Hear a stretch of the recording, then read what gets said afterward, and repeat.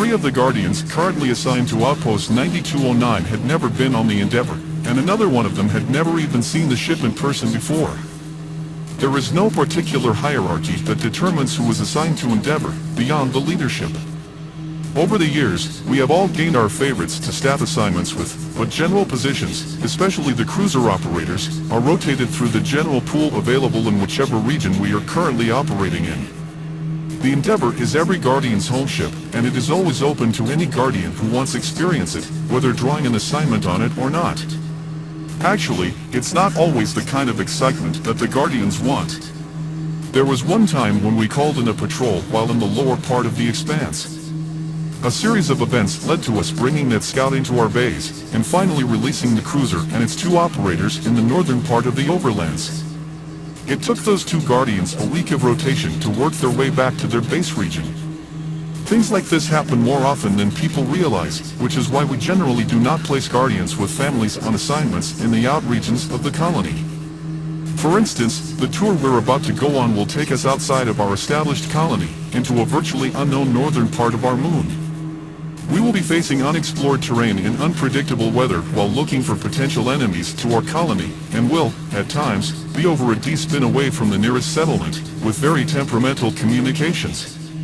It's not a place for fathers or mothers, in my opinion, which is why every member of the initial crew is living independently. As they continued loading supplies, I took the Guardians through the ship. Most of the bottom level is taken up by the 6 full cruiser bays, each of which can hold 1 jumper, or 2 scouts. Cruiser service equipment, engine and other utility areas make up the rest of the lower level. The middle level consists mostly of crew quarters, recreation and personal areas, and the galley. The top level holds all of the centers, operator deck, 2 navy sections with 3 chairs, and a large comm center with 5 chairs.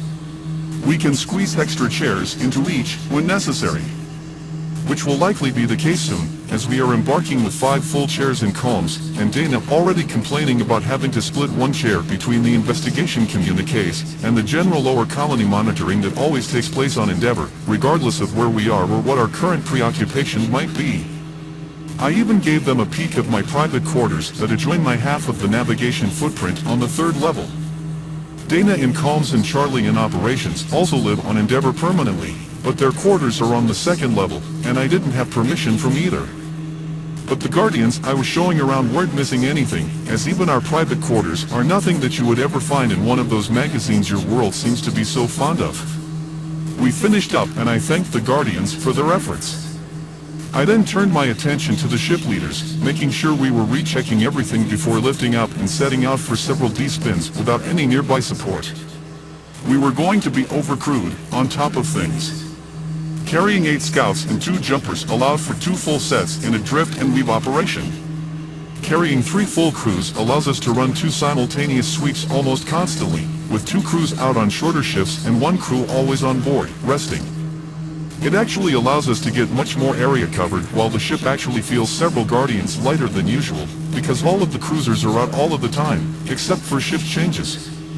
Still, we had to make room for more supplies, especially food. It also forced us to add 1 more person to operations, to keep up with the needs that come with shift sharing, which some of the operators have to do sometimes when we are overcrewed. And, of course, any kind of change in any part of the ship always gets a reaction out of Charlie, and this instance was no exception. But just as he began going over the impossible task of storing all that extra sauna, a conversation, mind you, that we have had on more than 1 occasion, we were interrupted by the outpost shift chief, who was carrying a message he had just received from the investigators down in the Expanse.